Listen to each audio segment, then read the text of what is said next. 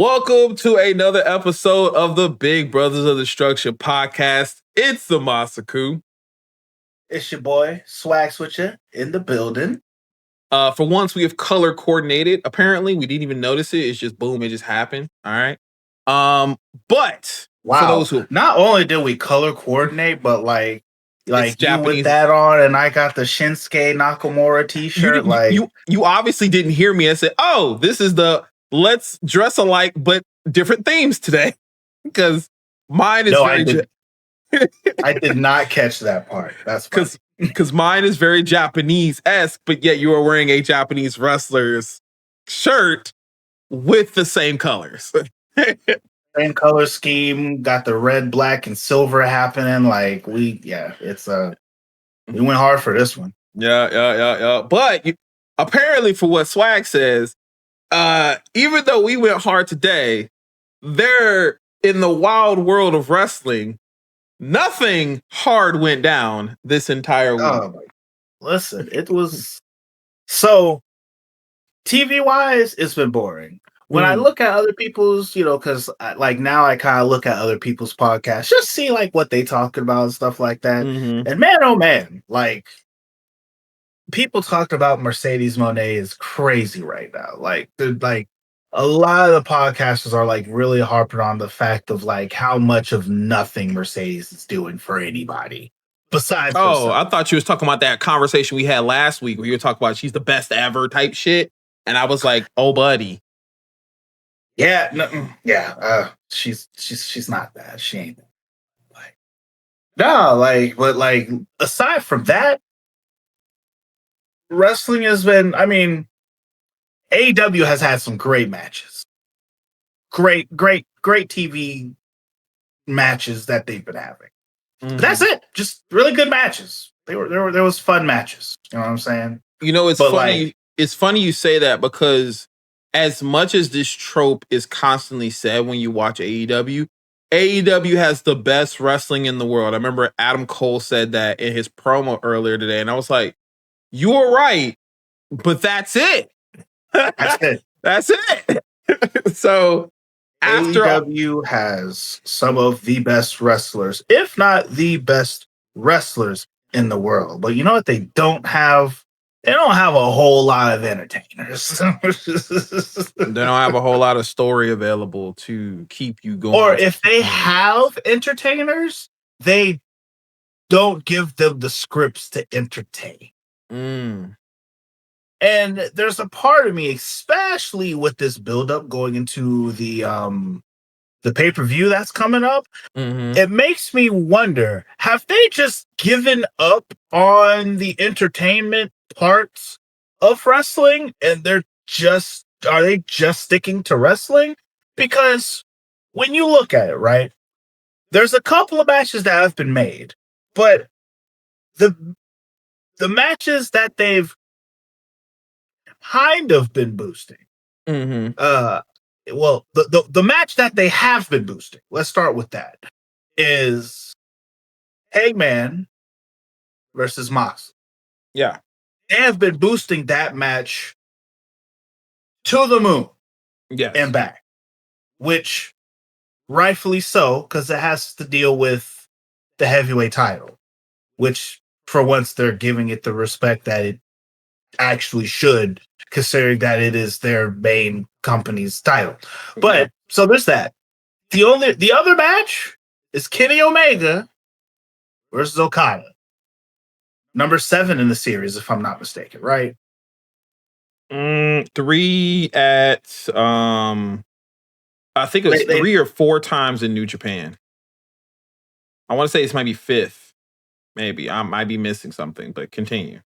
Whichever number it is, correct me, please. Comment section. I don't want to be completely falsified out here, but this is one of their big upper numbers times they fought each other.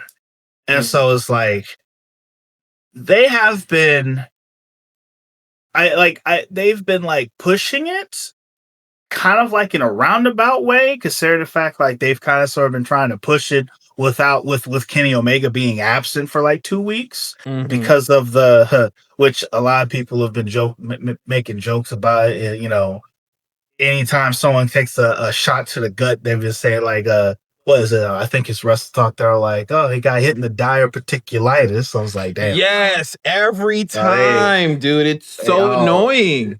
It's so annoying. Y'all clowning right now. They really do not let up on that diverticulitis. Like, they just don't let it up. Like, anytime he's in a match, like, oh man, it's in the gut. Yeah, man, he's a survivor for diverticulitis. And I'm like, okay, we know that. Listen, we didn't have to do that with Brock Lesnar. Y'all don't got to do it with Omega. All right. They did it like one time for Brock Lesnar, and that was it. Yeah, that was when he came back, and they was talking about how much of a beast he was, that he was able to beat that after his run in the UFC, and that was it. They didn't have to harp on it no more. After that, Suplex City, bitch, and we just take off into sunset type situation. But right now, the diverticulitis right now is it's a part of the story. Omega's, it's his weakness right now. His weakness is diverticulitis.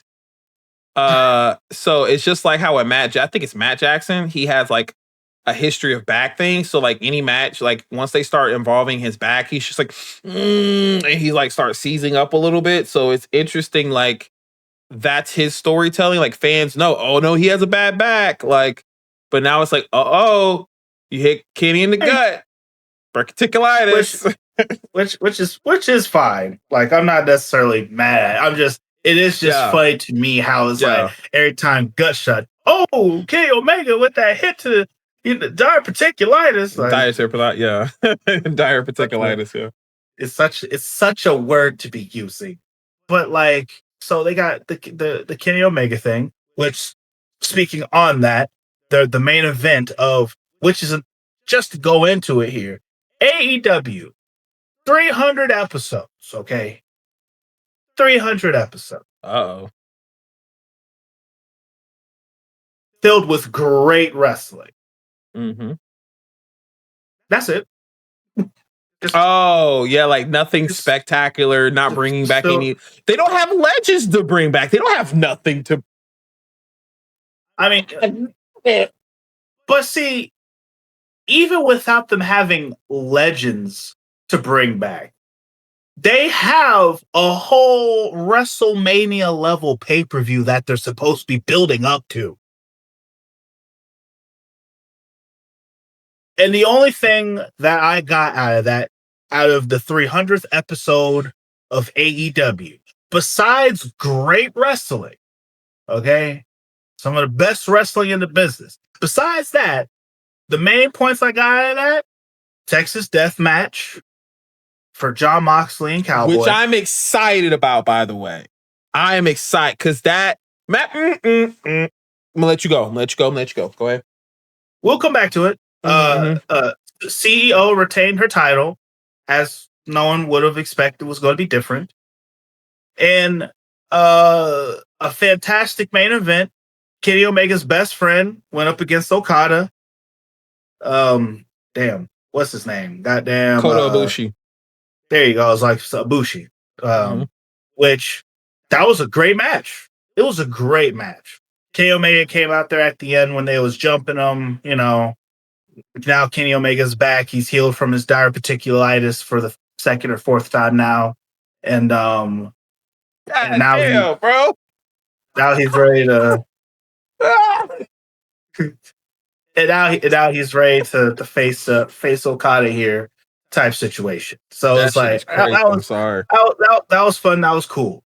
But like that was as far as like story to really boost up your pay-per-view that's coming. Now I didn't write this down, but I will say, which we had this conversation last, they did clear it up about the whole EVP situation. And they apparently sweetened the deal to make it be kind of even.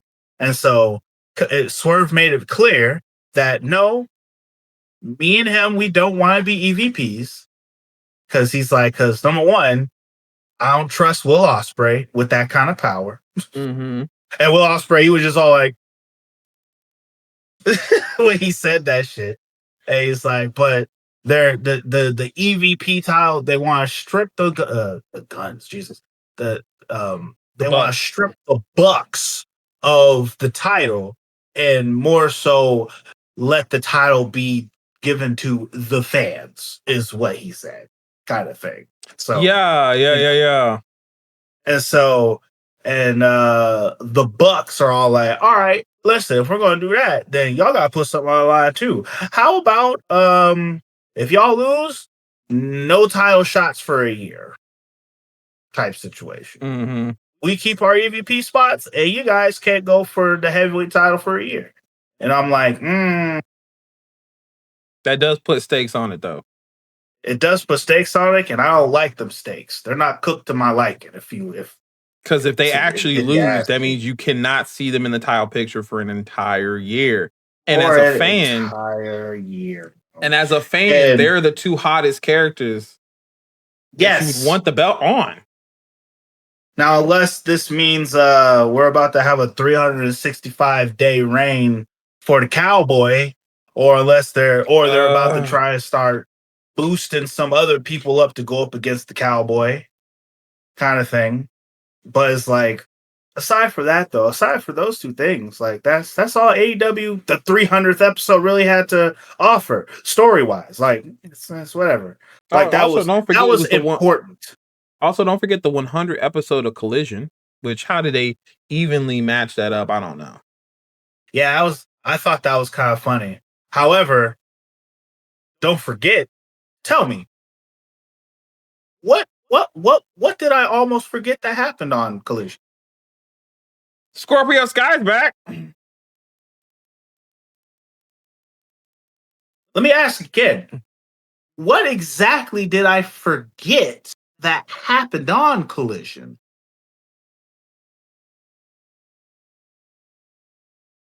All right, so let's talk about WWE now and what is going on currently with Cody Rhodes and Randy Orton. I feel that's a good segue. That's a good segue, right? You know,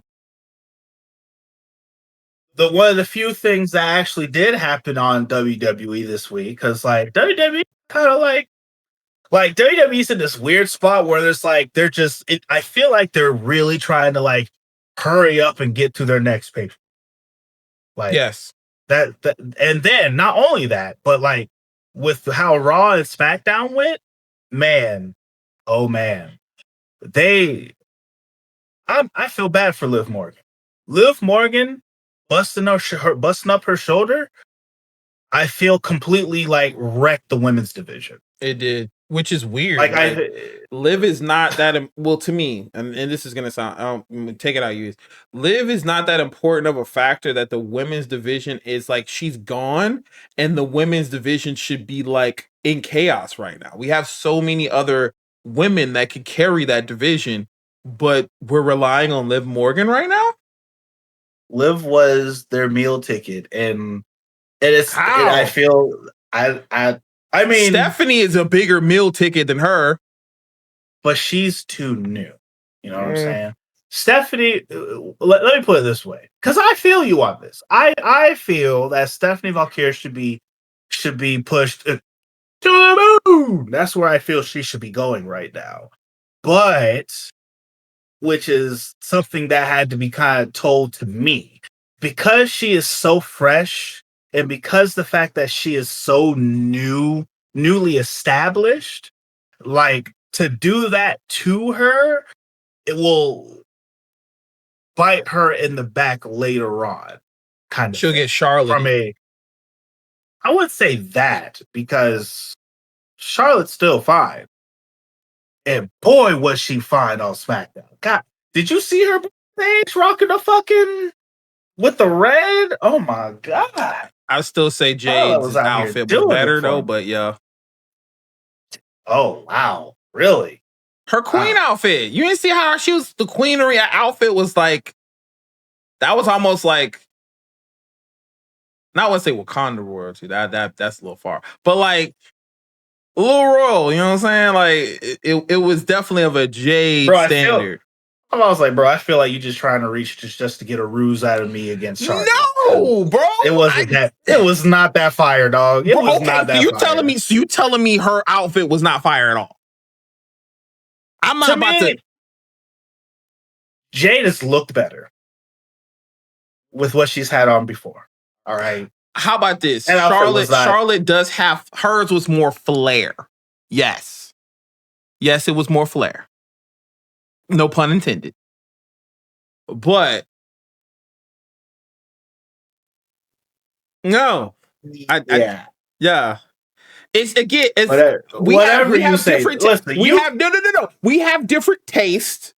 We have different taste on our wrestlers and our women. That is it. So what I might find tasteful, you might not find tasteful. What you might find tasteful, I might not find tasteful. Charlotte is your wrestler. What she does is what is your liking. I'm not saying Jade is my wrestler because she absolutely is not. Naomi is on a fucking run, right? Okay. Anything Naomi does, gold. Okay. But in that sense, if I'm talking about the types of styles in that area of Queen-esque, I'm going over with Jade's look because Jade looks the way I would want, right? Does that make more sense? Comment section. Talk to this. What? Please. All right. Anyway, comment section. Talk to this. Because you can't talk to this motherfucker about anything Queen-esque, and if it's not Charlotte, nothing else. Anyway. Besides, it was all right. Listen. To me, in comparison with the queens that we've had so far, Jade needs to step her game up because Selena Vega was a much better looking queen with what she had on. Okay, and Nia Jax, above and beyond, did the queen shit very nicely. It sounds like you don't like fucking Jade.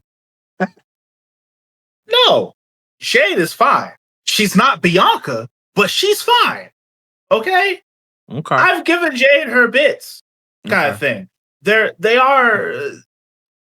I would not say that like where she's at isn't like not deserved or anything like that, but it's like, you know, it's whatever. Like is she? But hey, you're fine. Have your Queen Jade here. You know what I'm saying? I'm not calling her that. I said the outfit. I am not calling Jade the queen. No. I literally just said Naomi is on a tear. She can do no wrong. Okay. Like literally the part where she came up and hit her with the briefcase and now the briefcase is wrapped with the caution. My nigga, like, bro, that was fire. Like everything Naomi's doing is fire. Oh yes, Naomi is fine. And if you're saying the fact that if you're trying to say that by association that makes Jade fine too, sure, I guess. No. Okay. So again, when I was talking about queen outfits, okay, Charlotte Flair has a specific flair, no pun intended, with how she presents herself as a queen. Jade Cargill just won Queen of the Ring, so she's trying to resemble this essence of queen. I feel like maybe WWE is trying to maybe one day push that queen element on Jade Cargill by making her win Queen of the Ring. I don't know. But outfit-wise, I was talking about in the elements of queen and what we see as queen, the way Charlotte presents herself as queen is more of your liking. And way Jay was presenting herself is more to my liking. That is all I was saying. Does that make more sense? Oh no, that part I already got. But you was starting to veer off. You was veering off of talking about her, trying to bring Naomi into what we was talking about. Which Naomi, she's in a whole nother area right now with what she's got going on. And the reason why I brought her up is because when I think there was a point where you thought maybe a Jade was queen to me. Oh no. I mean, for all intents and purposes, Jade is queen to you because she has the crowd. The original conversation started off with Cody Rhodes and Randy Orton. So let's go back to what everything else was going on in Raw. So, first off, just to say, what is there to talk about with Cody Rhodes? Like, He apparently needs the ball. He's going to go fight. He what? He apparently needs his ball back. Okay. That's what he said. He said, "Night of Champions, I will get the ball back," because he's the quarterback. Okay, listen. Let me say something real quick, because which is why I'm like, man, WWE is suffering right now with this in between pay-per-views situation that they got going on, because it's like on SmackDown, which was where we were still talking about here. On SmackDown, Cody Rhodes comes out there, and then Randy Orton comes out there, and they have a little conversation. Which then this ends up leading to Drew McIntyre coming back and getting RKO'd, which ultimately looks like it is setting up a triple threat. Randy Orton and Drew McIntyre type situation. But right now, for me, the Cody win King of the Ring, and then the whole John Cena thing, I don't care. I really don't care. I'm ready for, how many dates was it? Whether we're at 16? I'm ready for these 16 dates to be done. Let's wrap. You are saying you're done with Cena now, bro? I've been done with Cena since The Rock didn't showed up. I've been done with it since then. I've just been trying to at least hear it out. But then when the pipe bomb happened, I'm like, oh, okay. This is this is stupid. This is stupid. Sure. The match that those two had that him and CM Punk had was fine. But it's like this heel run ain't doing shit for me, dog. It ain't doing shit for me. We done completely threw R-Truth to the side, and now he has nothing to do with John Cena anymore, because now there's the whole, what is it, fucking Black and goddamn Damian Priest shit happening. So it's like, obviously our killings is that whole thing is done, kind of thing. So we're not going to revisit that for whatever. Or maybe now. Later on. Where is he driving to? Into Black. Okay. Yeah. Driving into Black. Whatever. Who cares about that anymore now? It's like WWE has been giving me a whole bunch of who cares. Tiffany Stratton versus Trish Stratus at the pay-per-view for Evolution. Who cares? It's whatever. I mean, you're right about that one. Who cares? I ain't gonna front. I'm not gonna front.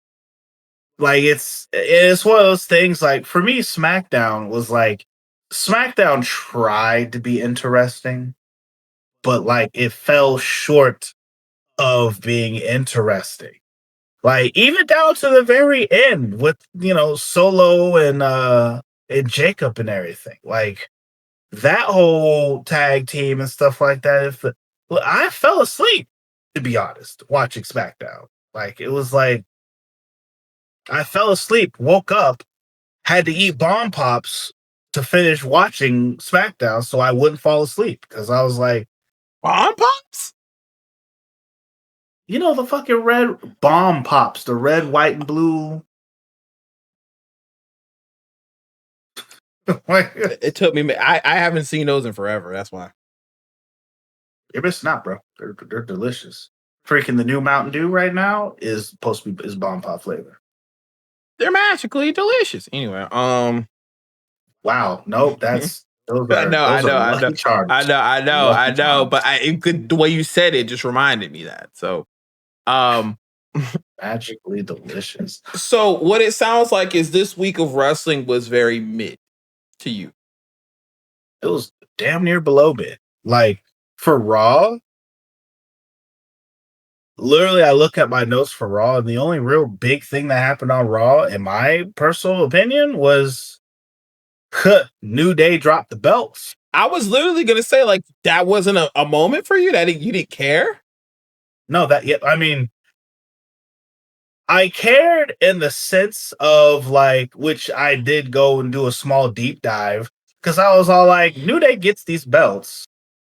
We got Xavier Woods backstage dressed like a goddamn pimp, and Grayson Waller like joining their side just for them to just fight Judgment Day without Grayson Waller being out there, and they just take this L kind of thing. Like, it was very unceremonious. And what I feel is going to happen now is the fact, because now that Judgment Day has the belts, and now Judgment Day is currently on their redemption arc, where remember when Judgment Day had all the belts, but they had the main titles in the tag teams as opposed to the mid card in tag teams. Yeah.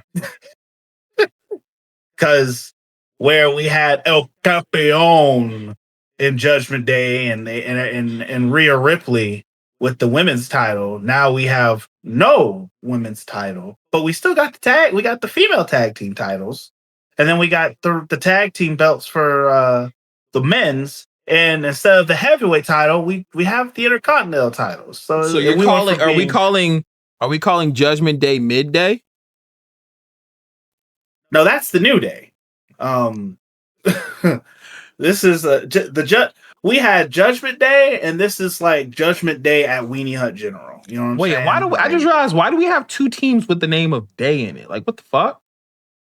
I mean, New Day had it first, so Judgment Day would have to go at that point. So that's what it. Matter of fact, why are they not in a feud of like, okay, unless you can't even do that now. Like, it would have been, if they were still faces and like still positivity to go against Judgment Day, you have the literal sense of yin and yang, and you fumbled on that. Well, I mean, it's not too late because Judgment Day just dropped their titles to New Day. I mean, I'm sorry, Judgment Day just took the titles from New Day, so it's not like New Day is doing anything. So you can't go back to being positive after what you did to Big E. You can't. Like, nah. You go ahead. I mean, they could say sorry. Like, it's not too late to say sorry. And as we know, the WWE fans are relatively forgiving. I mean, and finicky, yes, and very finicky. So it's like, with things that happen and people still get cheered, like it's, it's possible. Or maybe at this time, Judgment Day is going to be looked at as being the baby faces, because Judgment Day is like in this really weird spot where they're just they're like Judgment Day, they're like anti-hero right now. Actually, I would say they're not anti-hero. No, because Dom can't be no anti-hero. That dude's pure asshole. They are. I was correcting myself. Not anti-hero. They're more. I guess you would say they're anti-villain per se. Where it's like they do villain stuff, but like they're not necessarily villainous per se. Like they're trying to exist. Like, pretty much, like they are existing. They just don't do good things. You know what I'm saying? They're like a Harley Quinn and shit. You know what I'm saying? Where Harley Quinn, like, she goes out there, she'll still kill motherfuckers and do bad things, but at the same time, she's also like, she'll do kind of good to a certain degree if it ends up getting in her way. Kind of agents of chaos is the word you're looking for. I mean, I guess you could say that Judgment Day is agents of chaos to a small. No, they're not. No, don't. They're not really agents of chaos. Like, I get what you're trying to say, but because that's what they want to be. They want to be that, but they're not, and I don't think they ever will be anymore. If anything, Judgment Day is working on a program to eventually probably self-destruct and go their separate ways. I thought they fixed that. Well, no, wait till Liv gets back then.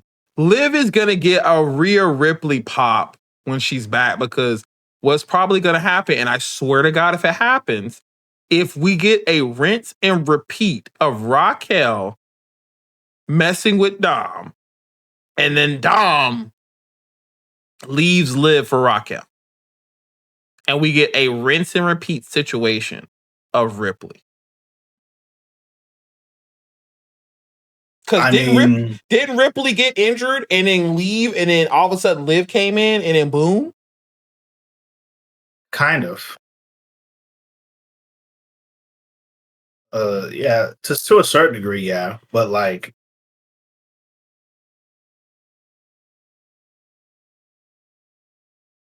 I'm just saying, if it happens, bro, I don't think I'm here for that program. Well, you better buckle up, Maz. Where to, Stephanie? Or buckle up, Teddy. No. And you better buckle your seatbelt, fam, because it's what we're getting. We're on the highway to live. Listen, it's it is what it is. Yeah, like just a whole lot of nothing this week. Whole lot of nothing. Which to a small degree, I feel like from WWE's point of standing, like it's kind of understandable because, like, you know, I don't know, for some reason WWE has had a really bad time with, like, after they have like a big pay-per-view, it's like, all right, what are we doing now? And they don't start doing anything. You consider Night of Champions a big pay-per-view? A-Rap money, bro. What do you mean? Like that's supposed to be a big pay-per-view. Like that's like, you know. Now, whether if I personally consider it a big pay-per-view is debatable. Yeah, I mean, but like, you know, you saw how big the stadium was. You saw how many people was there. You know, they had the fireworks and stuff like that. That usually indicates big pay-per-view energy. You know what I'm saying? So, but, you know. That card had little to no build-up, though. So does the AEW pay-per-view, and this is their WrestleMania. So no, but the matches match up, though. The matches match up. None of the matches matched up to that. What do you mean? So, okay, AEW pay-per-views may have zero to no build, but when you watch that fucking pay-per-view fucking slaps. Like, hands down. But that's if you watch it. That's almost like it's the whole situation of like, imagine, like, you know, they're trying to do the thing like how, like, you know, if someone says there's going to be a Chris Brown concert, right? But that's all they say. Mm-hmm. People are going to go to that concert because they like Chris Brown. Okay, sure, but like for someone else, they're like, okay, because normally when you have concerts like that, there's like something. Sometimes there's like they'll have like a special guest or something like that to try and bring more people in, type deal. But it's like with what AEW is doing right now, they are relying on that Chris Brown name of their wrestlers for the pay-per-view. And the problem is they don't got Chris Brown names on their roster. Okay. They don't have big enough names on their roster to just warrant the fact that, hey, we're just going to say this person's going to be there and this person's going to be there. And everyone's going to come and watch our show. Like, and that's not how that works. Like, technically, Cena or Cody or Randy Orton popping up because, you know, everybody wants to see them. Exactly. So, with what you're talking about, the Night of Champions, right? Mm-hmm. What were the buzz names that were on that show? Actually, you don't even have to give me any. Just give two. CM Punk and John Cena. All right? Those two buzz names is enough to sell out 2 football stadiums, goddamn. Yep. Okay? AEW, they have, what are their buzzwords? They got Okada, Omega, Hangman. Whoa, wait. To an indie darling, they are buzzwords. But so now you have to think about that WWE and AEW are in 2 different categories when it comes to wrestling. AEW is for the indie darlings, and AEW is sports entertainment. So you can't Oh yeah, WWE. Excuse me. WWE is for the storytelling and different characters. So it's very difficult to say one has different buzzwords because when Punk was there, they had a buzzword. They don't have a buzzword anymore that can bring all the fans. You see what I'm saying? Like AEW doesn't have a wrestler that, flat out every person knows and every person is going to come there. They don't have one. So, it was Edge at one point. It was Edge, but that died very fast. That and Edge hasn't been there, not using them. Now, yeah. If we go with what you say, tell me, what do indie promotions usually do when they got a show that's coming up? They promote. They build. Yes. They give a reason. Wrestlers go online and shoot promos and talk about their match. Sometimes wrestlers will even go out and do promos and actually make their own little segments to promote, to get their fans come to that show. Yeah. Kind of thing. And most indie shows, when they have shows like this, they don't have a Dynamite or a Collision to even further what they're trying to get across so that they can get people to come to that show. But AEW, though you're saying that they, the whole indie darlings thing and whatnot, AEW is trying to do what you're saying that they are doing that is outside of their weight class. If you're saying we can't compare them to each other, however, AEW is all like, hey, Tony Storm and Mercedes Moné, ooh, you want to come see that, right? Kenny Omega and Okada again. Ooh, with unifying the belts. Yeah, they're trying to do that. Yeah, they're trying to do that. Yeah. And it's failing. Yeah. And so, going all the way back to it, for a person almost like me, because though I will still watch it, kind of thing, it's pay-per-view. Now, you and I have both spent, our parents have both spent countless hundreds of dollars monthly, or I should say, for every 12 months, when you add it up together, $60 a month we've used to pop, okay? For $60 a month, we paid to watch a WWE pay-per-view before we had the streaming stuff and whatnot. Mm-hmm. All right. And if we, and I know for myself, there were times where it was all like, oh, this pay-per-view don't look like it's going to be that good. I'm not going to watch it. But you still watched it. No. It very rarely, but there have been pay-per-views that were like, well, how about this? And I hate to bring it with AEW. Yeah, go ahead. But I was going to say, with AEW, you have to pay to watch their pay-per-view.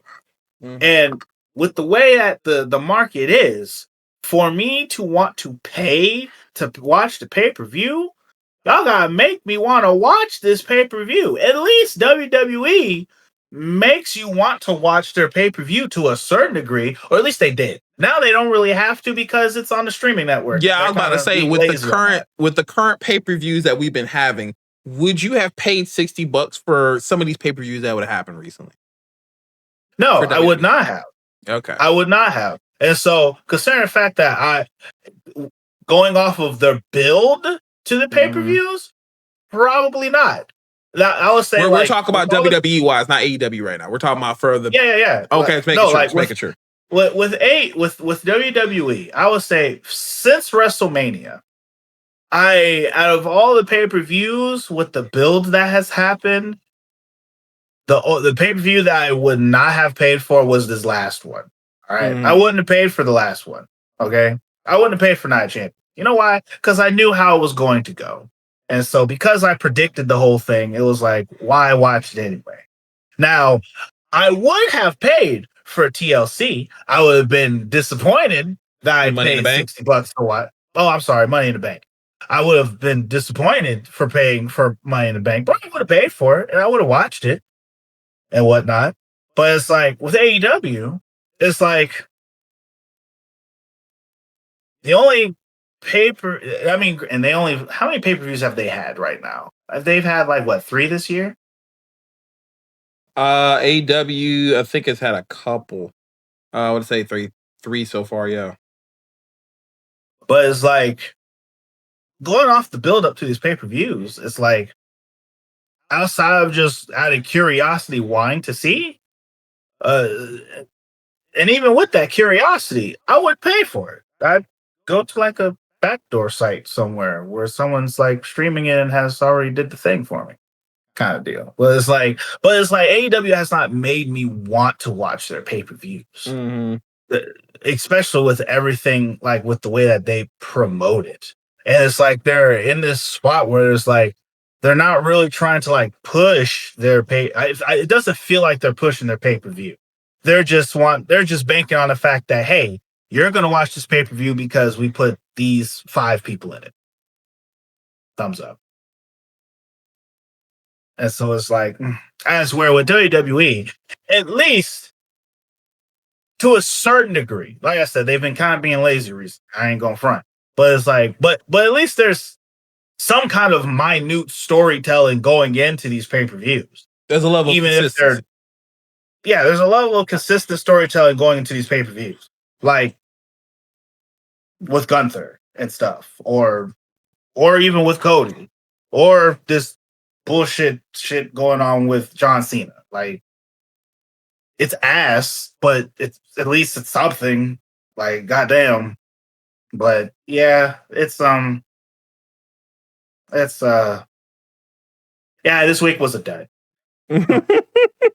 It definitely took us almost a good 15 minutes to basically say, yeah, this shit was a dud. Shit was a dud. And I completely understand. I think I only watched portions of AEW, and I know I watched portions of Collision. SmackDown I watched. Raw I watched because obviously the special time. So I think I had to tell you, like, yo, the belts dropped and stuff like that. So it definitely was a thing. Now, I know a large portion of this episode was going to be us talking about women's wrestling, some of our favorite women's wrestlers and things of that nature. But I did also mention about the marry, date, kill concept. And I actually was like, wait, let me just see if like PC wise, like this. Apparently a lot of people have done it. And so I was like, okay, cool. It's not gonna be an out-of-pocket situation to put down. And I think we also discussed about doing different eras because of the large amount of women that has passed during our times to be able to do something of this caliber. So I have a list, and it's going to contain 10 women wrestlers that from each era that you can select from. And then you obviously would say which one is the marry, which one is the date, which one is the kill. I guess let's just more so say eliminate, I guess you could say. But then you have to give your reasoning why you would select the certain person or certain thing. All right. And so if we start off with Attitude Era, we have in order from 1 to 10, Trish Stratus, Lita, Chyna, Sable, Jacqueline, Molly Holly, Ivory, Terry Runnels, Tori, Deborah.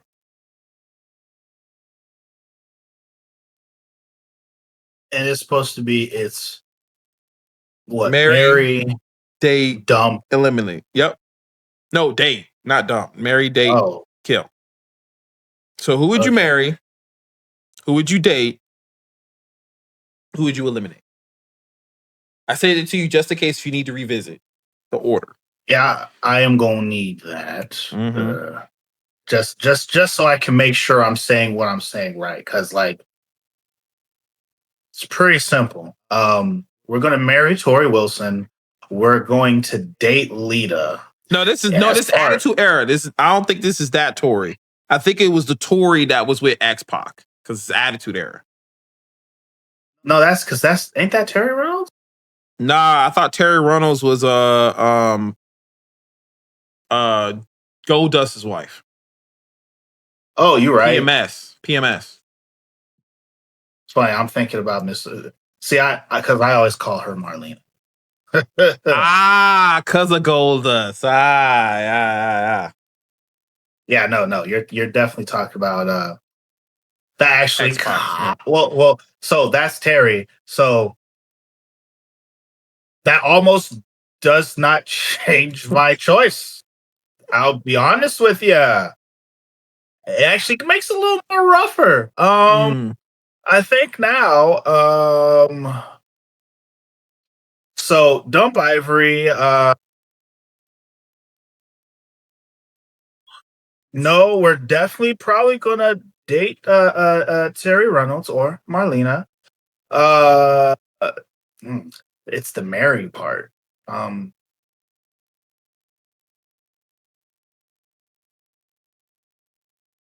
I'll probably marry Trish Stratus. Like, I need to know why we are eliminating Ivory.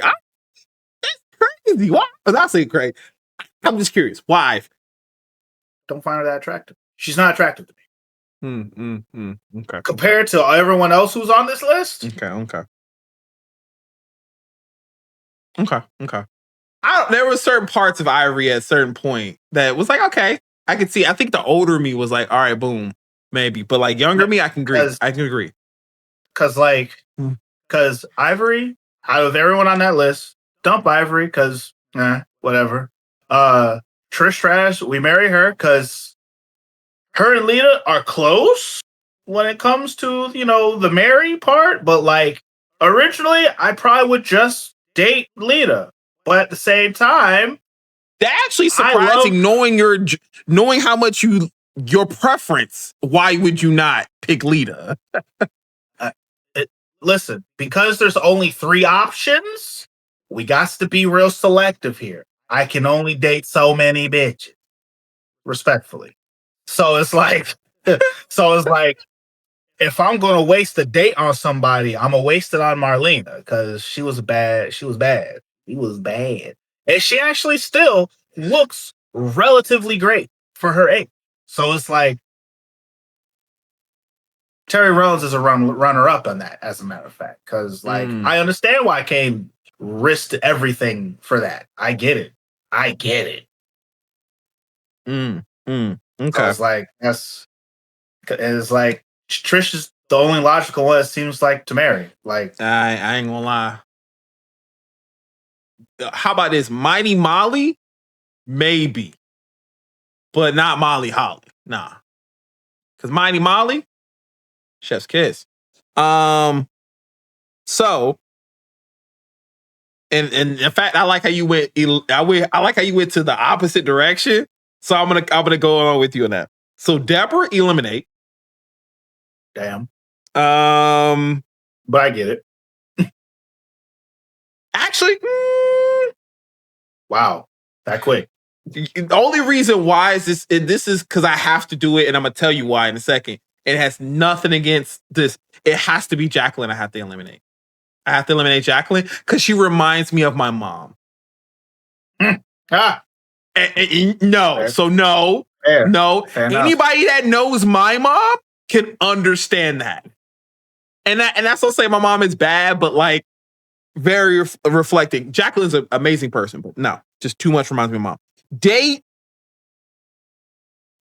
If we're talking about Latino heat, China, I'm dating that. I'm dating Latino heat China. I mean, that still kind of falls within like the Attitude Era. Yeah, barely. That version China. And yeah, I ain't gonna lie, Mary and Trish is the way to go. You can't say no. You can't say no to that. Listen, especially Sable was bad, but like at best, date Molly, Ivory, Deborah, just not as attractive for me.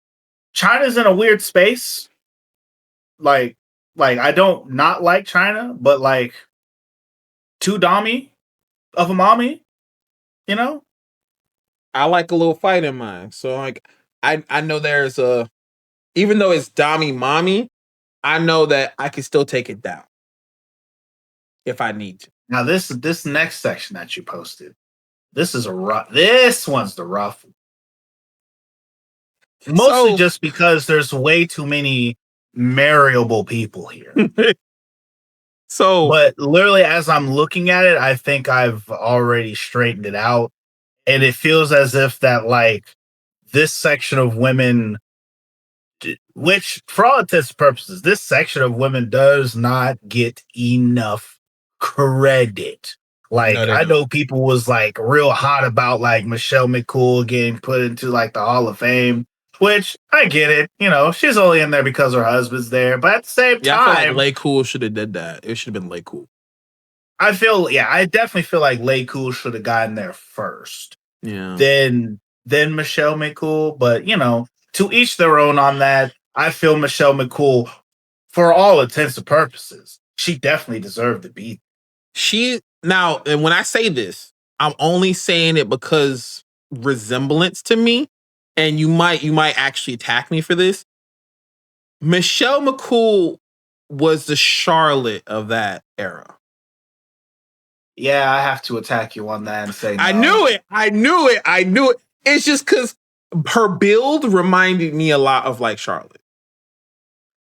Like her build. Physically looking, I can see why you'd want to say that, but Michelle McCool, Charlotte? She's not. And I'm talking about build-wise. I'm talking build. But it's like at the same time, you could also say that Michelle McCool, build-wise, kind of resembled a not Tori Wilson, Stacey Keibler. Because long, lanky legs and stuff like that. It's just you're looking at the white woman with blonde hair, tall. That's what you're seeing. Like, yeah. But like, no. I know. No. Don't do that. Yeah, I knew you was gonna tag. All right. Anyway, so let's let audience know that Ruthless Aggression era. This is what we're talking about. So 2002 to 2008. The list is number 1, Mickie James. Number 2, Melina. Number 3, Victoria. Number 4, Tori Wilson. Number 5, Candice Michelle. Number 6, Beth Phoenix. Number 7, Michelle McCool. Number 8, Layla. Number 9, Ashley, RIP. And number 10, Maria. So, I'm really curious on what your Mary is. And I'm going to call you the fuck out if it's not who I fucking think it is. Go. Bro, this is easy. This easy squeezy, bro. We're marrying Melina, we're dating Tori Wilson, and we're dropping Candice Michelle. Like, that's it. Okay, now I'm curious because I'm curious. Why Candice Michelle? Why Candice Michelle? Because Layla is more attractive to me. Michelle McCool is more attractive to me. Beth Phoenix is more attractive. Ashley is almost the date one. Like Maria. From back in the day. Like honestly, Candice and Maria are like neck and neck for drop because don't care about. I'm not gonna lie. Well, I'm not even gonna lie. Maria is definitely in the eliminate on me. Okay. Maria. I think I just kind of like Maria just slightly more than I like Candice. But Maria's a redhead, which is weird because you normally go for redheads. No, that's what I'm saying. Like Maria stays because I like her just a little bit more than Candice. Oh, okay. Basically, she was saved by her redheadness. Got it. Let me see here. So yes, obviously married Tori Wilson. It is a toss-up for Victoria and Ashley for me as in date. I want to say Ashley because I enjoyed the Punk, but they leaned too hard on it. Victoria. Just take Victoria and call it a day, my boy. You know what? I feel like that's forced because I had to really think about it for a second of why Victoria. I enjoy Victoria as a person, met her a couple of times. I feel like it's a little biased though. I feel it's a little biased. But because you met Victoria and not Ashley? Well, not that, but it is partially. And speaking of, how come Christy Hemme didn't make it on this list?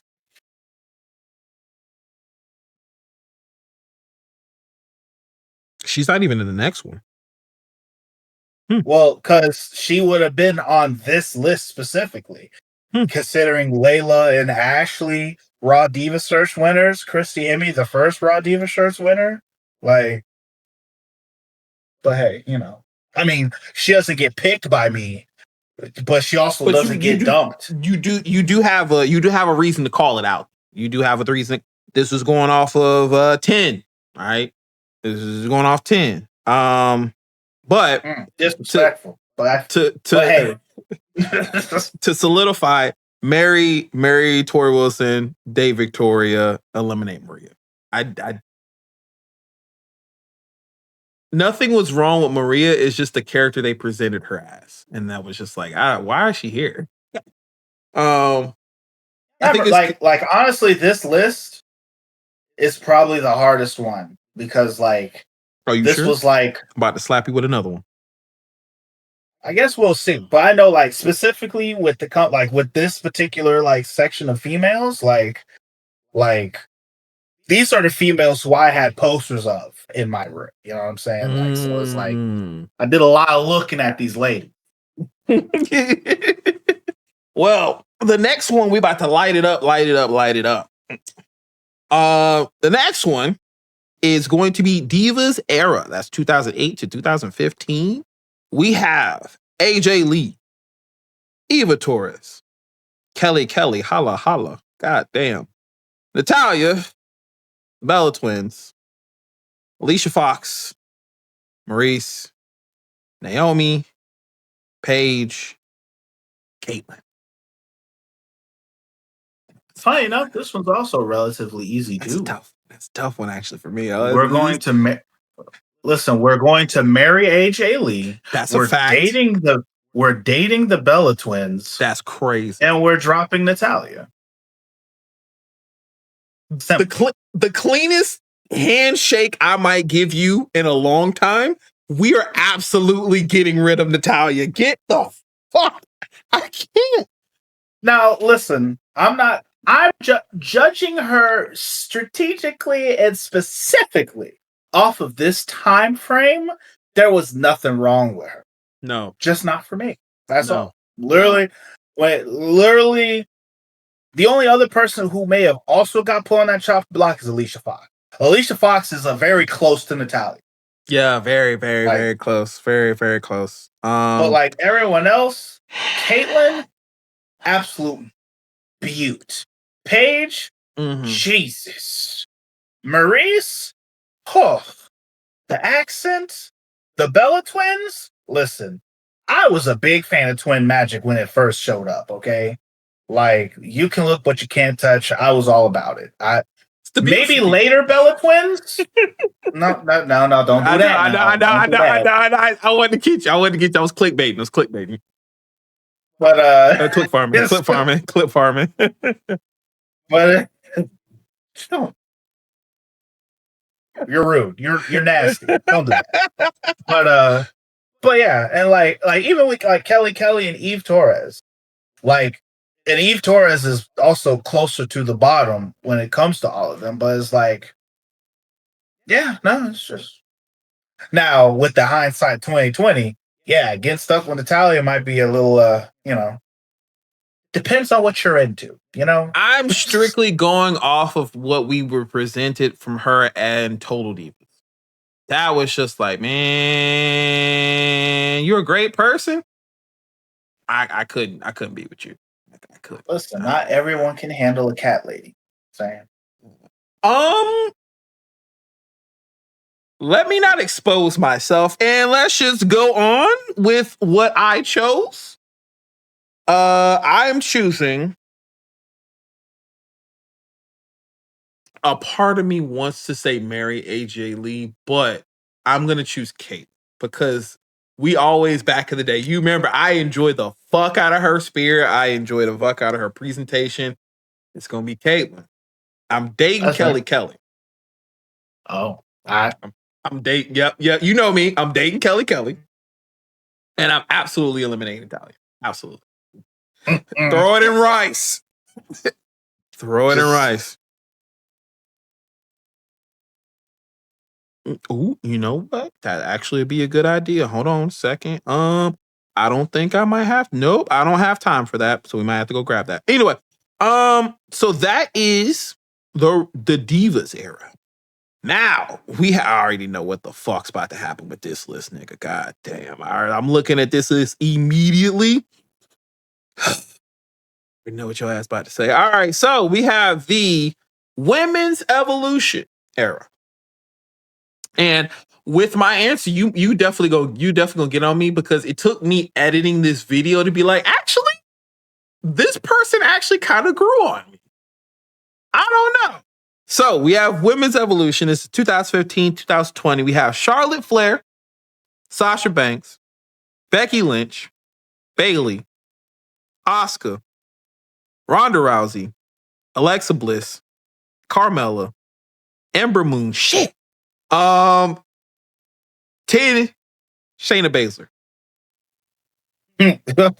Whoa. Oh. Okay. All right. That's all right. Okay. I think we could both shake hands on this one immediately. You want to go ahead and do that? Well, hold on now. Let me look at this one. Okay. Because this one's tricky. This one's tricky. Because it's like because I've been rating these on mostly looks and ever so slight personality. Okay, that's what I've been going on for the most part. And so this one's a little more tougher because these ones, because of how much time I've had with them and the fact that these ones can actually wrestle and stuff like that, you know. But it's like you want me to? I can go ahead and pop off if you need me to. I'm just going to pop off. Oh, sure, go ahead. I went first a couple of times. So. Nigga, we absolutely marrying Asuka hands fucking down. That's not even a debate. If you feel like debating with me, I'm just probably gonna just deck you in the schnoz. All right, just straight up doing that. Date is going to be Ember Moon. Dating the fuck out of her. Right. That woman is. I am eliminating Ronda Rousey.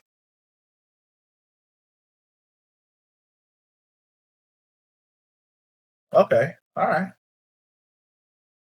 Would you like explanations on any of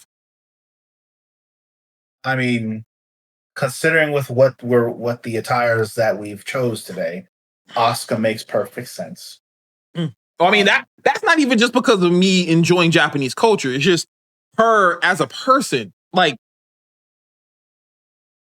hands down. Like, she's a gamer, okay? She enjoys art. She's creative, all right? And she's fucking adorable. Why not? No, fair enough. No. You're not wrong. For Ronda Rousey, is it just because of the type of person that she is? Or do you just not actually find her attractive? It's the person. Say less. Got it. That was all I had to. That's why I had to confirm. I had to confirm because for me, no, that definitely checks. As a matter of fact, like taking that into consideration, that actually kind of might push her to also be dropped on my end too. I do think she's fine. She's absolutely. But there are certain things about her personality that's like but she does give don't I would blame her for it completely, but like at the same time she could stop herself, but she doesn't, and she doesn't care. her her face that she gives when she's angry gives off, I'm going to eliminate you in your sleep. Well, I mean, this is true. I mean, that's actually kind of a thing. It was from UFC. Yeah. And whatnot. But nah, for me, I'm probably going to have to say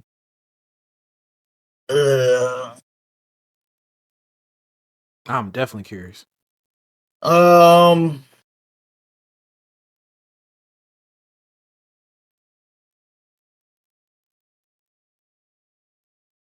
Yeah, this one's actually kind of hard. Yeah, buddy. Let's go. I got this motherfucker. Yeah, buddy. Yeah. And it's only hard because it's like, as far as like marrying out of everyone on here, because like a lot of these is fine as hell. You know what I'm saying? So it's like, I'll probably drop Shayna Baszler because she just doesn't necessarily do it for me, kind of thing. Fancy, yeah. And so also, when she's it comes not really to into dudes, so yeah. And even that aside, because you know what, Poison Ivy's not into guys, and I love everything about Poison Ivy. I'd still ask her to marry me. You know what I'm saying? Okay. So even though you knew you would not get, even though you know you would not get the buns, you would still do. I listen. You are okay with being a trophy husband. If Poison Ivy is Sonic, I will be her Amy. Goddamn it! Like, so you have no problem with being a trophy husband? Okay, that's cool. I was just curious. Go ahead. You are a Cancer. Makes sense. I feel as if I should take offense to that, but I'm just not going to read into it. And no, so, I can clearly tell you why. We've already pointed out in our youth and in our entirety, you are perfectly fine not being physical with people. You're perfectly fine having a relationship when the physicality is not as a focal point. So you being okay with being with a person that they're not into you physically, but you're into them because of their beauty and other things, you're perfectly okay with that. Oh, I see what you're saying. Yeah. Kind of.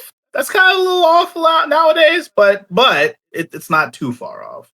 Okay, well, if it's changed, but from the years before, that's what I knew you.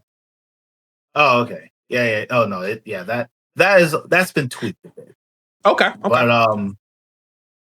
But going back for it though, if we're dropping Shayna, it's really hard for me to say who I'm going to date, but I think I might. It's really hard, but let me switch it around for a moment because I think I'm going to date Carmella, and that was really hard for me to say. Want to hear why real quick, because now that's something I'm curious about. Because when Carmella showed up, I loved she's goddamn beautiful. You know what I'm saying? Over Bayley, like, I know that was so over Asuka. Now let me put it this.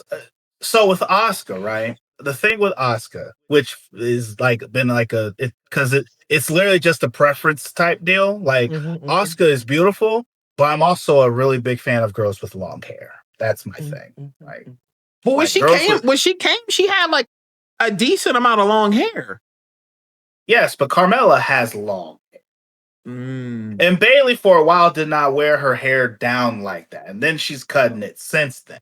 But like, listen, the reasons why I picked Carmella is because Carmella got everything, from the jump. You know what I'm saying? Like I loved her Staten Island princess thing. I like that. I just really like her. And I think to me, she's just ever so slightly prettier. If I were to say that. They're both beautiful. Very beautiful. Now, I will say in more recent times, what Bayley, she has deliciously filled out in ways that are beyond amazing. Why no Sasha?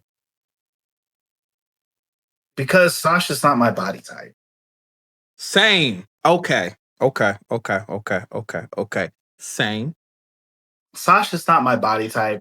And then, though I might not necessarily know her personally, I've only heard through the grapevine only very unfortunate things about her.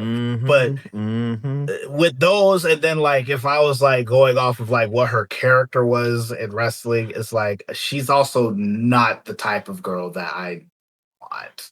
Type situation. But it's mostly her body type. Not a fan of her body type. Now, when it comes to Mary.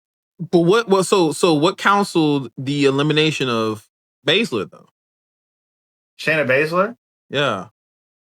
She's not as pretty as everybody else to me. Okay. So just wanted to confirm. Okay. So it was just going off beauty alone. Okay. Okay. Like in comparison, like because she's at the bottom. Ronda Rousey's at the bottom because of like, you know, kind of like her personality wise kind of things. But like in comparison, I would have fucked around and found out with Ronda Rousey, as where with Shayna Baszler, I probably would not have attempted. It's okay. But now when it comes to the Mary, and this one's crazy. I won't say no, it's not even crazy. All right. Because I know what you're probably thinking I'm wanting to go with. And though that might be true, okay, I think at the end of the day, though, you know what I'm saying? Like, because when we talking about marrying, I can worship a queen as much as I want. All right? I can simp to a queen till I am dead and buried. But that 4'11" with those cheeks, Alexa Bliss. Come on. Actually, okay, I didn't expect that one. I didn't expect. How can I not take Alexa Bliss? I didn't expect you to say Charlotte Flair, if that's what you thought. I may have expected Becky or Carmella. Becky? You don't find Becky attractive? No, I'm not. Oh. So then if that's the case, okay. Becky is cute, but there is so much better out there. Oh my God. Ew. Oh, really? Ew. That's how you feel about Becky? Listen, if you thought I was going to say marry Becky, then nigga slap me. All right? Like, God wow. Damn. Marry Becky? Oh, marrying Becky over Bailey? Bro, you're crazy. Marrying Becky over Austin? You've lost your rabbit ass mind. That's what I was wondering, because I'm like, bro, like marrying Becky over Charlotte? Brother. Bro, so are you literally saying Becky's on the bottom? Are you saying Becky's on the bottom? She's not on the bottom because she does look prettier than Shayna Baszler, in my personal opinion.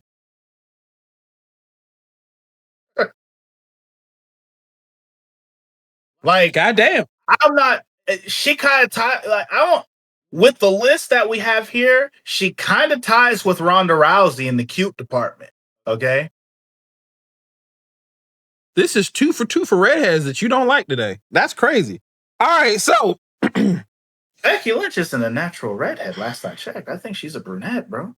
Nah, she always had that red hair beforehand. Yeah, she dyed that shit, dog. No, but I'm saying like, okay, well maybe I might have to look it up, but I could have sworn she was naturally red too. Anyway, nah, that's she ain't crazy. Naturally red. That's crazy. She's not naturally red. She dyed her hair that bright orange color when she was doing her steampunk gimmick. Like, you're right, it wasn't red. It wasn't orange. Let me put it this way, bro. Like, when it comes to the things that I like, we've made a song about it, okay? Like, but as you just meant before, things have changed. Things have changed, and it's like, yeah, though I may not be as much of a fan of the back, but I love me some headlights, okay? Though that may be true, Alexa Bliss, number one, last I checked, everything that she got came with the property. She didn't have to pay extra for it. Now, I could be wrong. Someone please check me if that's the case. Okay? I love how you did that. I love that. When Charlotte Flair came up on the scene, she definitely had some additional. She definitely upgraded. Yeah. When she came up on the scene, she had a body like Sasha Banks, but just taller than her. You know what I'm saying? Yeah. And Becky Lynch, she ain't got much of anything either. She does. She does. No.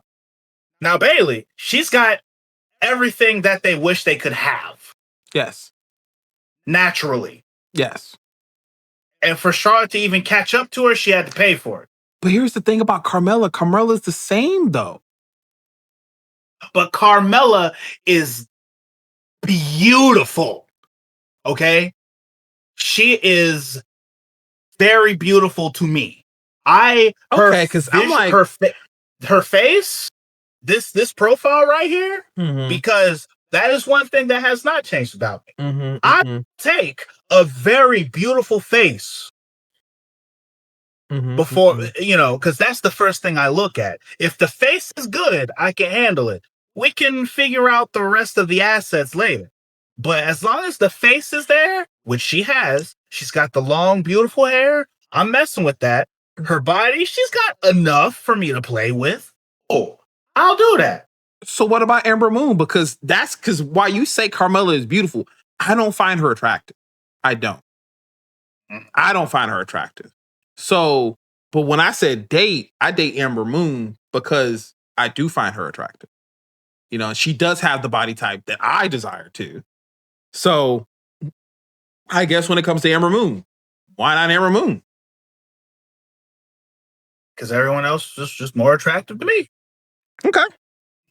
Like when it comes to like the hierarchy, like Ember Moon, she's like at that 5 area, like that 5-6 number. You know what I'm saying?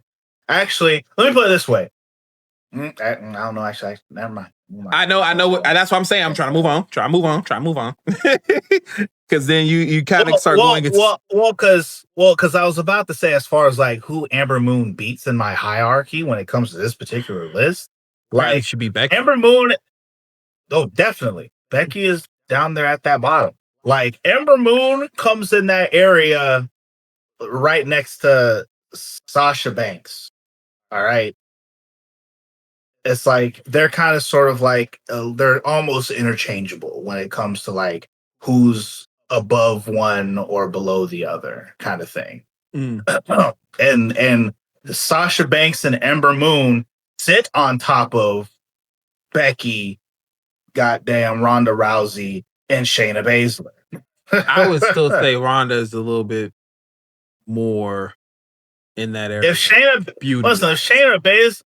Baszler is number 10, Ronda Rousey, actually, no. If Shayna Baszler is number 10, Ronda Rousey and Becky Lynch are a close number 9 for me. Okay. They're number 9 and number 8. And then after number 9 and number 8, number 7 and number 6, that's where you get your Sasha and your Ember Moon. Okay. And then after that, I would say for out of everyone there, after you say that, number 5 is Asuka, and then once you scale upward, it gets tough to say who gets put where. And so, because those ones are the ones that I'm looking at the most. If I was putting my top 10 in regards to that particular listing there. But like, I love Charlotte. She is great. She is beautiful. But I find Alexa Bliss more attractive than Charlotte Flair. And that's going like face, body wise, everything. Bayley is like a close second place. Like a close second and third place in that area, because Bayley is cute.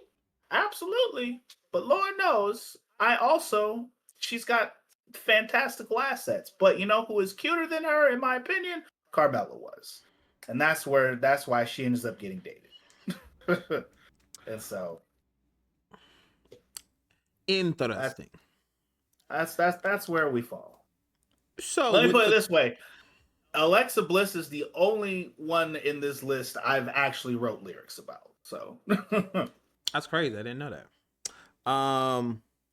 So I haven't recorded the song. I just wrote it. So current era, we have Bianca Belair, Rhea Ripley, Io Sky, Tiffany Stratton, Liv Morgan, Jade Cargill, Roxanne Perez, Leah Valkyria, Bailey, and I forget, is it Nikita Lyons? What is it? Nikita Lyons. And Nikita Lyons. Yeah. That's funny. Shout out for being like the first like still lower card NXT person to make it to the list. So this one's tough. A little bit. This one's tough. So as I'm looking at this, so I'm probably gonna have to drop Lyra Valkyria. Yes, absolutely. I'm sorry, she's just not appealing to me. Drop actually, Lyra. I'm gonna eliminate. Yeah, I'm gonna eliminate Valkyria. Yeah. Like I think it's gonna be drop Lyra. Damn, this is tough. Hold on. I think I'm gonna drop Lyra. Think we'll probably actually date Bailey, and we're just gonna have to marry Bianca. Fuck! Oh! Yeah, I'm gonna double down. I'm gonna double down on that. I'm marrying Roxanne. I'm marrying Roxanne. Interesting. Very not quite, actually. No, that checks. I'm also like, ooh, no, that checks. Yeah, you already know. That checks. The tough part is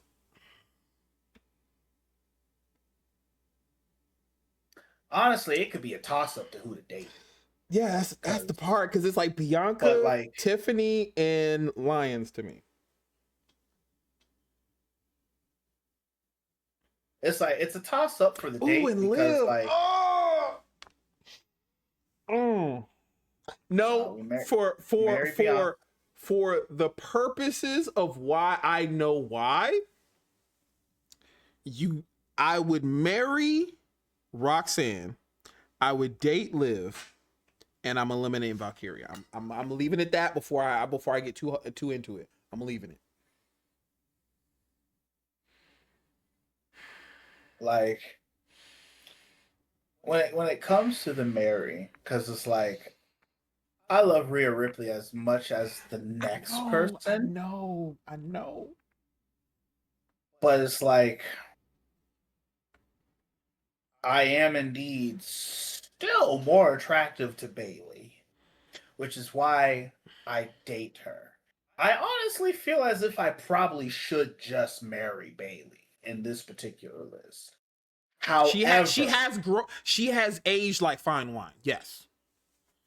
It's like, but I think the problem is the fact that, which goes back to one of my preferences. I think Bianca in this area. Oh yeah, absolutely. Prettier.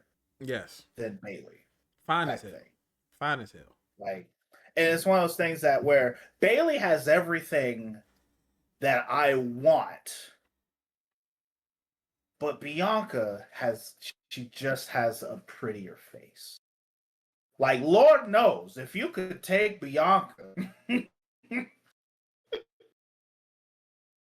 hit that fusion dance with Bailey,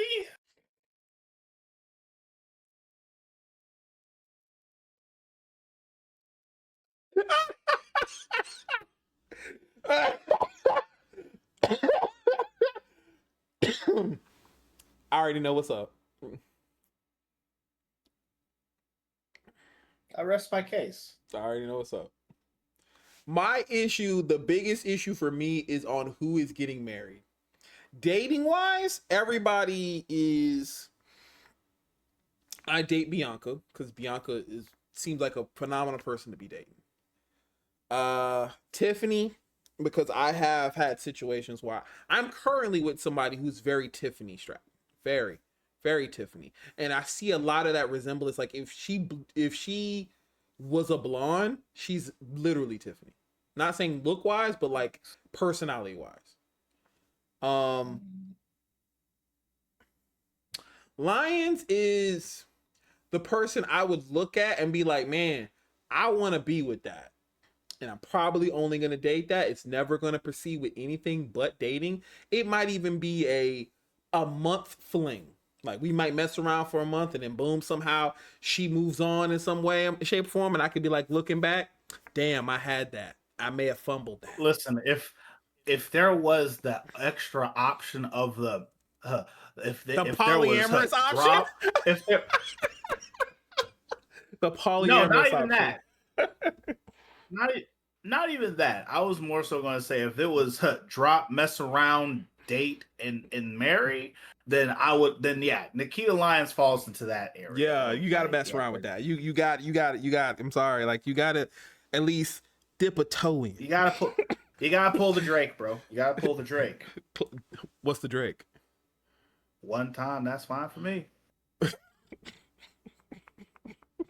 That's literally what it is. It's one time, that's fine for me.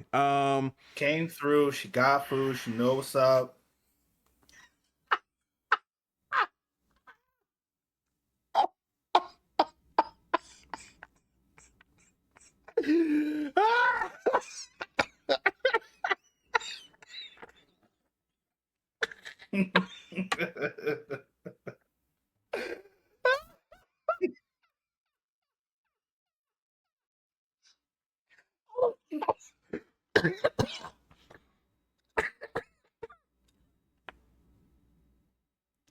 I will shake your hand, sir.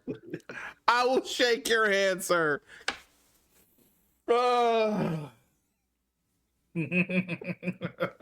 so mad because I literally went through the entire lyric and said, yeah, that checks. Yeah, that.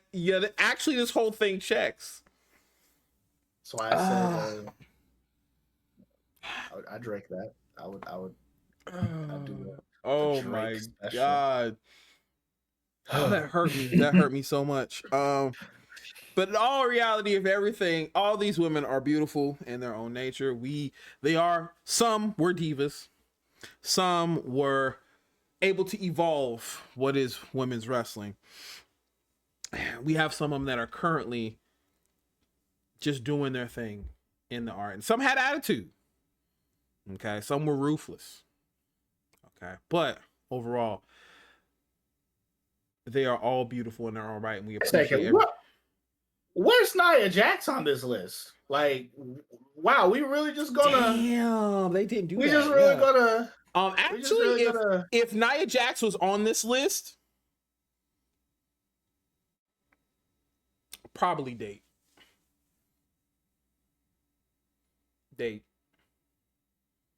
The only reason why Liv is date was because where Lions is that one time,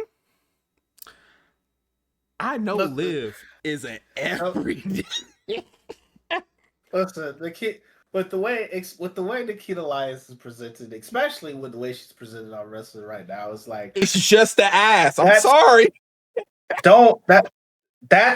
That is trouble. Nikita Lyons is trouble. You probably should not, but you're going to anyway. Yeah. And you know, like she's the one that, like, after everything is said and done, every once in a while she might hit you up and say like, "Hey, big head," like one of those type of situations, like, and you go be like, "Damn, what you doing, yo? What's up?" You know you shouldn't, but because she hit you with that big head, it's like, I am legally obligated to respond now. I am legally obligated to respond back because she will pull you in. I'm legally obligated to respond back because I opened the message, number one. I opened the message. And if I don't respond back, she's gonna hit me with like, I know you saw what I know you heard me. I know you saw me. She gonna hit you with the photo. She gonna hit you with the photo. And that's gonna pull you in even more. And it's like, man, what's up? What you doing? Nothing. So you might as well just come on over. All right, man. You know what? Oh, wow. No beating around the bush. She does not have to beat around the bush. No. She does not. No. There is no fluff with her. There is no fluff. You know what it is. Come on through. That's what she's those situations where it's all like, I know I'm getting something out of this, but I'm pretty certain that this is actually her getting what she wants out of this. Yes, she's in control. She's totally in control. This has nothing to do with me. This is me giving her what she actually wanted, not me getting something. No, I'm not getting. I'm just benefiting at that point, like because she chose me. Yeah, because she said out of all, she's like you. That's snoo at that point. It's literally snoo. It is literally snoo. It is literally broke pelvis.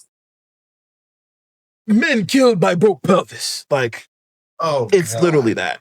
It's literally that. Listen, this is one of those episodes where, all right, so we need to follow this up with that Will Smith track that's called "Girls." Like that. I like pretty girls. And that's actually a good track, though. It is. Yes, it is. I don't know why people try to front like, oh, but it's so what? Listen, I don't care how old Will Smith is. His music was good back then, and it's still nice right now. Like, it's really because of the slap situation. It is torn his reputation. At this point, everyone's over with. Like. The three people who are involved, at least the two slappies and the slapper, they've had their sit down. They've talked about it. They've talked it out. Like, they're good now. So it's like, they're good. You should be good too.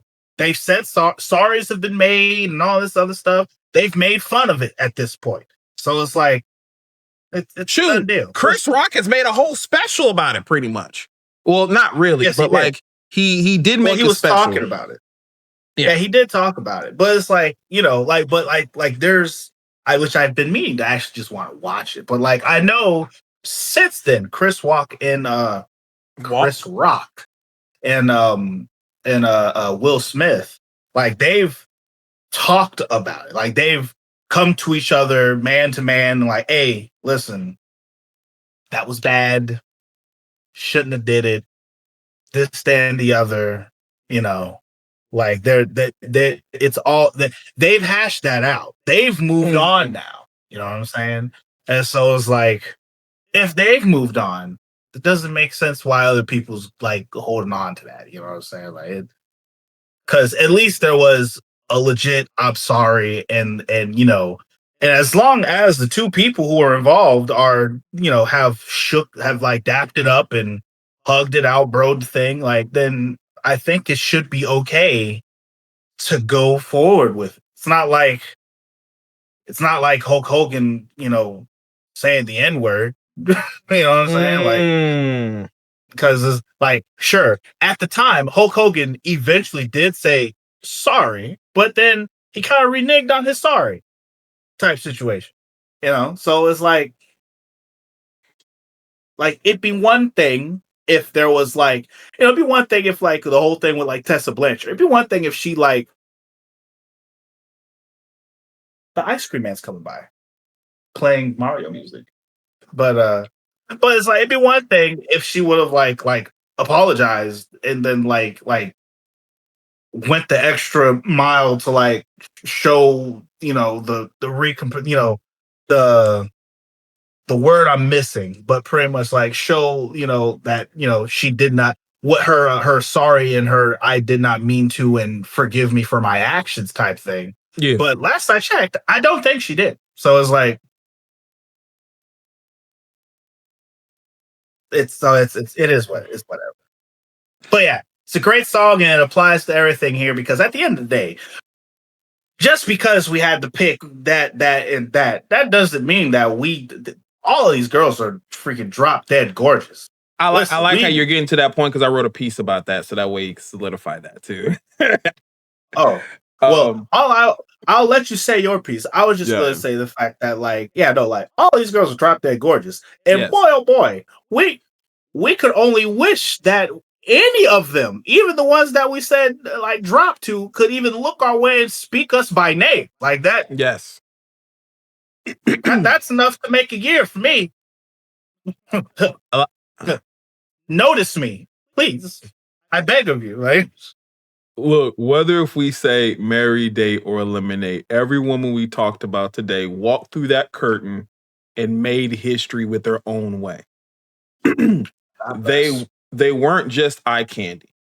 They were body slammers. They were crowd pleasers. They captured the audience. They were belt holders. They were trendsetters, right? From every era that we just talked about, those women carried those eras on their backs, and they defined what we have now as the evolution, women's evolution. And that's what the pay-per-view is coming up. We could talk about any of those matches that we've, like Trish Stratus versus Lita being one of the first main event matches ever for a title on Raw, right? So we can crack jokes, we can pick favorites, we can go a little wild. I know that, again, this was a trend I saw on TikTok, so I felt like bringing it up since we were bringing it up as a topic. But this whole segment was born out of love and respect, and obviously a little bit of the trend. So shout out to every queen, every queen that has made us cheer, laugh, scream, and dream. You have brought beauty, grace, and grit, and a little bit of chaos to the square circle, and we'll never forget it. So long live all of the women that we've talked about and the women that are coming up today as being some of the baddest in the ring and ones who will still hold us near and dear to our hearts. The ones who there were posters on our walls, everything. We appreciate you. We love you, and continue doing what you do. And the offers are still on the table for the date and marry. Those never go away. Yeah. and it's the part, like I said, it's the eliminate part. It's like, well, technically, because of you have to technically pick, but whereas the trend, people would just pick it and move on. It created the conversation and comments. Obviously, we got the chance to be a little bit of detail to it. So, but yes, I think that is a great way to end this episode and to kind of go into next week's episode. One of the things that I wanted to kind of bring to your attention is we've talked about like games, we've talked about some of our favorite moments in wrestling. Let's talk about the moments that were like, what the fuck? I actually saw it was Chris Van Vliet and I forgot the other guy's name. They were talking about what was the worst book match in history to them. And one of them was talking about Starrcade 97, Hogan and Sting, and how that match ruined WCW in his eyes. And I need to watch it because I've heard lots about that. You've never seen what happened in the Starrcade situation? I've never watched it. I've heard of it in passing, and I may have seen like pictures, and maybe I've probably seen clips, but because as you know, I'm going to send you the video. I'm going to send you the video. Basically him explaining it, because I feel like I'm not going to do it justice. But the way he explained it makes so much more sense. And Van Vliet said The Fiend versus Seth Rollins, Hell in a Cell. Oh, that's a good modern day one. Very, very good. I agree with that. That was... My issue with that one was I don't think I watched that match, so I never got the chance to understand the hatred behind that match. But when you tell me what happens and being a Hell in a Cell stipulation, yeah, that was pretty shit, bro. So I say that. Yeah. That'll be interesting to go and look back on. That's going to be interesting to look back on. I want to bring that up, and in knowing that we do have Evolution to watch. Any matches that were like really trailblazer matches to you from the women's division? I already got one that I'm ready to talk about, and I look forward to talking to about, because we still had the Mary Day Mary Day Eliminate concept. I still do want to bring up some matches that you do also solidify. So for talk about best matches to you, this is 2 categories. What is one of your favorite matches from the women's division? We're not going to say divas. We're not going to say women's division. What was one of your favorite matches? And then 2, what is the worst book match to you ever in history? So you got 2 concepts to go into. That was definitely a lookup. We'll definitely that'll be fun. Well, that'll be fun. Yeah, that'll be a nice little trip down some memory lane here with that one. I'm down for it. All right, then. Well, comment section, please let us know if you had any of the categories that we mentioned before. Who is your Mary Day Eliminate, or your favorite female wrestler for your era? Regardless, make sure you choke slam that like button and tombstone the subscribe button. We appreciate you guys being here. Anytime we're on all platforms, all social platforms. But here on YouTube, we are here, present our faces to bring the laughs, to bring everything. And we want to thank you guys for being here. So until next time, it's the Masaku. It's your boy, Swag Switch in the building. And we'll see you next time, guys.